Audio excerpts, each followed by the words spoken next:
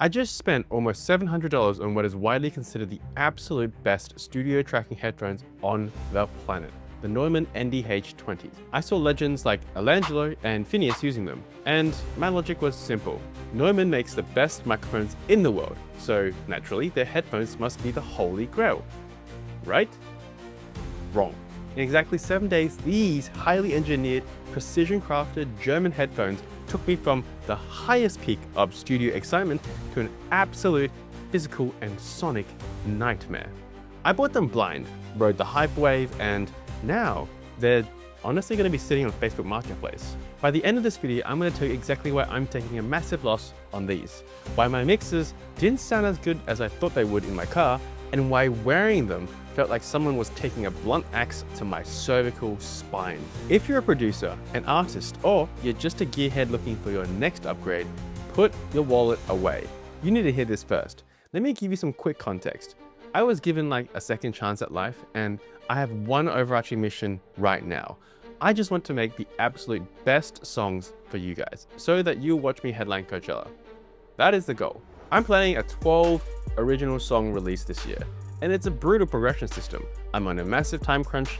I need my workflow to be fast, and I need my mixes to translate perfectly from my studio to your AirPods, to your car speakers, everywhere. For the longest time, I've been recording with the Sony MDR-7506s. They are legendary, they are light as a feather, and they are incredibly comfortable.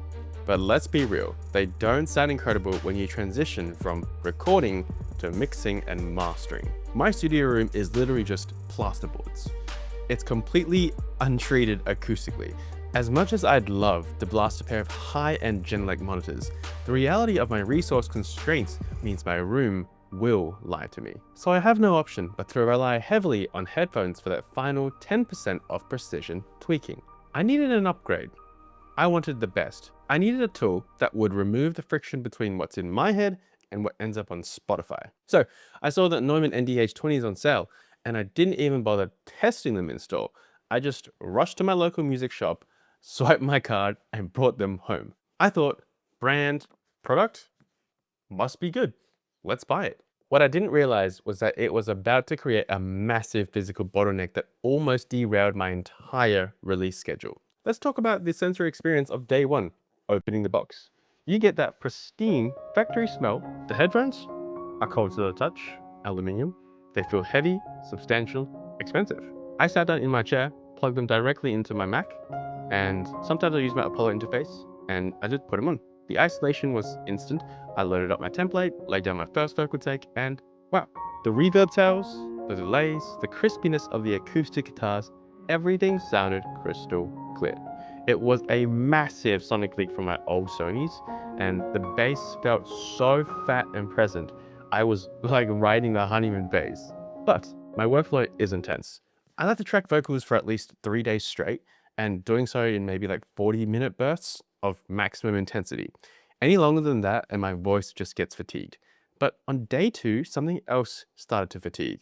I wear glasses, and I'm pretty sure I have an average head and big ears. The NDH20s have circular pads, and they're not oval. They don't encompass my ear. They sit on them, pressing on my ear cartilage directly against my skull. Here. Add the glasses into the mix, and thick memory foam pads, which clamp the frames directly to my temples.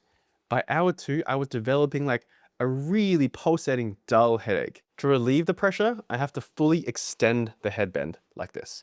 But when you do that, you get like these 390-gram blocks of aluminum becoming very loose. Look here.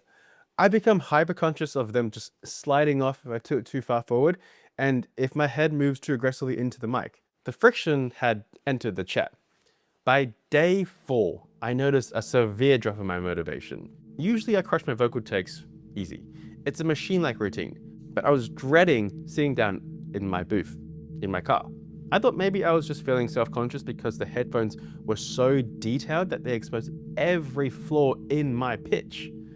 They will tell you if you sound bad, but it wasn't just the sonic scrutiny. By day 5, it was time to commit to the final polish takes. As I stood on the mic, I realized I couldn't move naturally. I couldn't lean into the performance. The physical weight of these headphones forces me into like a slouched, weird position and bad posture. And then came day 6, which is when I mix. Mixing usually takes me like a full dedicated day, followed by half day of mastering for those absolute microscopic 0.5 decibel tweaks. So I sit down into a mix, I expect magic, but my body was giving up. I woke up that morning and I literally could not turn my head to the right. I hadn't been sparring at the gym or anything. I hadn't taken a weird bump in my head or anything, but the pain was just running me down from like the back of my spine shooting into my traps. This 400 gram of German engineering combined with classic producer slouch posture over the last 5 days had absolutely wrecked my neck. It felt like someone had hit me with an axe. I needed a neck brace just to look at my monitor like that. But the physical pain wasn't even the climax. The real disaster happened when I exported my first mix. My rule is simple. Every song has to be better than the last one. If my vocal balance is off or the low end is muddy, it's a failure. I always do a cross test. Bluetooth speakers, AirPods, my MacBook, and the ultimate truth teller, the car test. I took the mix out to my car, I plugged it in, hit play, and my heart felt weird. Like, what's going on? The bass frequencies were like amplified by 3 dB. It was muddy, overwhelming, sub-heavy mess. But wait, in the NDH20s, they sounded totally fine. In fact, wearing these headphones, I thought, man, this track needs a little more low end. So I boosted it. The Neumanns were lying to me. Because they are a closed back design with a very specific tuning, my ears were getting overloaded with the bass buildup inside my ear cups. My acoustic environment inside the headphone was compromised. I was making mixed decisions based on a false reality, and I'm on a deadline. I need to mix my songs in 2 days. I have my template set to move fast, but suddenly I'm second guessing every EQ move. I started to spiral. What if I just suck? What if I've lost my ear? Should I just give up? But I ain't a bitch. I stepped back. Look, I took a breath and looked at the data. It wasn't me. It was the translation. The tool I bought to fix my workflow was actively destroying it. It's day 7 and the pain in my neck was so severe I literally cannot put the headphones on for a second longer. I look at it and I want to run away. I'm trying to finish the master by relying entirely on my laptop speakers and cross-referencing on AirPods, completely abandoning this $700 investment just sitting on my desk. This is the ultimate bottleneck. My headphones are supposed to be the extension of my ears, a trusted tool to produce the best product possible. Instead, they've caused me severe physical pain, ruined my gym recovery, and slowed down my entire release schedule. If I keep trying to force this fit, I'm going to miss my deadlines. If I can't trust my low end, I won't get the clarity, the textures, or the space I need to compete at the highest level, and I'll never make it to Coachella. I had to make a ruthless decision. I did this once before with my Neumann TLM103 microphone. I wanted to love it. It's a prestige name, but if it doesn't fit the source, it has to go. I took out my phone, snapped 4 well-lit photos, and I listed it on Facebook Marketplace. I don't want to be near these anymore. It's a block of well-built aluminium that just doesn't fit my big ears, doesn't accommodate my glasses, and doesn't tell me the truth about my bass. Look, these are not bad headphones. If you're tracking in a loud environment, if you have a smaller head, if you don't wear glasses, and if you aren't doing marathon runs from production, mixing, mastering, they sound incredibly premium. The prestige is real. But to answer the question I started this video with, will the Neumann NDH20 stay in my Coachella arsenal, or am I selling it at a loss? The final verdict, it is absolutely not staying.